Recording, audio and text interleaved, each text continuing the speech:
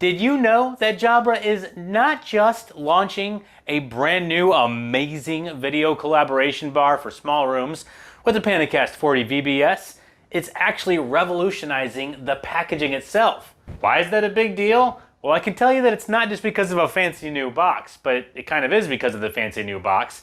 Jabra is making it possible with a first in the industry design for organizations, centralized IT admin organizations, or integrators to streamline and simplify the provisioning of the devices at scale in the box itself. Okay, surely I must have made a mistake when I said provisioning the device in the box itself, right?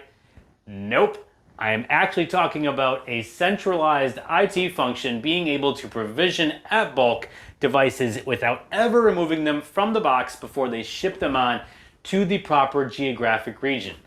These boxes have been specially designed with a few different windows at the back. You simply cut the tape right here, which then allows you to slide this piece of cardboard over, revealing box holes right here and right here, giving you the ports that you need on the touch controller and the video bar to get them powered on, to get the remote provisioning process done, allowing you to close the box back up.